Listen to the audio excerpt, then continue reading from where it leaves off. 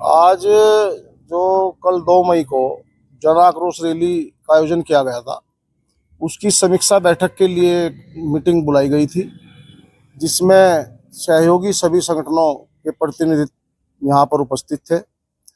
जन आक्रोश रैली की समीक्षा बैठक में हमने उसका सारा आंकलन किया। उसके पश्चात हम सभी संगठनों का, जितने भी संगठन इसमें सहयोगी थे, जिन्होंने हमें समर्थन पत्र दिए थे, हम उन सबका हृदय से आभार प्रकट करते हैं। जितने सहयोगी थे हमारे, जितने कार्यकर्ता थे और जो जनपद के नगरवासी थे, देशभक्त, उन सब का भी हृदय से आभार प्रकट करते हैं। और 2-3 सूचनाएं आई थी जो कल राकेश टिकैत जी वहाँ आए थे और उनके खिलाफ जनमानस ने हुटिंग की थी। उसको लेकर 2-3 कार्यकर्ताओं को पुलिस ने उठाया था। ऐसी किसी भी कार्रवाई का हम विरोध करते हैं और जनपद प्रशासन से हम ये कहना चाहते हैं कि अगर किसी संगठन के, किसी दल के या किसी प्रेशर में किसी भी नागरिक के खिलाफ जो जन आक्रोश रैली में शामिल थे, अगर किसी भी तरह की कोई गैर कानूनी कार्रवाई की गई तो हम उसका कड़ा विरोध करेंगे। उसके लिए अगर हमें कोई अन्य रैली करनी पड़े तो उसके लिए भी हम सब तैयार हैं। आज बड़ी रैली टिकैत के द्वारा भी की गई। जीआईसी में मैदान में इकट्ठे हुए, फिर टाउन हॉल में गए, एक तरह से ललकारते हुए वे लोग पहुंच रहे थे।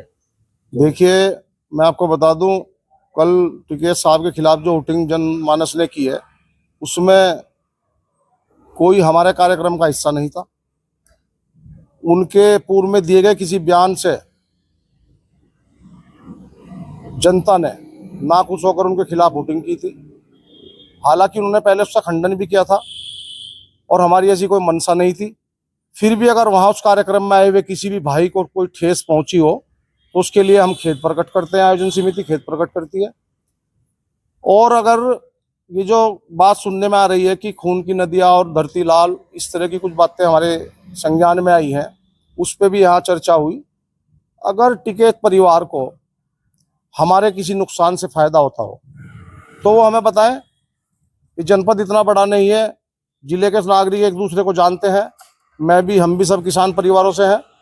अगर उन्हें हमारा खून निकाल कर आयोजन समिति का कुछ बुरा करके अगर उनका कुछ भला होता हो तो हम उसके लिए तैयार हैं।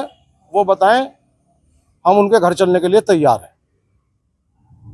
तो किस तरह को से देखते हैं जो उसमें उन्होंने कहा कि कुछ शराब पिए हुए युवक थे जिन्होंने ये हरकत की है, डंडे से उनके सिर पर मारने की कोशिश की है, झंडे से। अब देखिए, आप सब जानते हैं कि एक नॉर्मल आदमी में और शराब पिए हुए व्यक्ति में कितना फर्क होता है। अगर कोई शराब पिए हुए होता तो उसका रोकना बहुत मुश्किल था। मेरे अपना जो अनुभव कहता है, ऐसा कोई व्यक्ति वहाँ नहीं था। और अगर उन्हें पक्का प्रूफ करते हैं कि शराब पिए हुए था तो फिर वो उन्हीं के साथ कोई व्यक्ति था जो शराब पीकर आया था। ये वोटिंग करने वालों में तो सैकड़ों लोग थे और आप कह रहे हैं कि गिरफ्तार हो चुके हैं। देखिए, गिरफ्तारी नहीं, वो पूछताछ के रूप में बुलाया गया था। बाद में अधिकारियों से वार्ता हुई, ये सब चीजें क्लियर हुई है। उसमें पूछताछ कर ये देख रहे हैं। कल एसपी सिटी साहब ने घटना के बाद ही अपनी बाइट जारी की थी। उन्होंने कहा था कोई इस तरह की हमले की घटना नहीं हुई है, सारे वीडियो फुटेज खंगाले जा रहे हैं।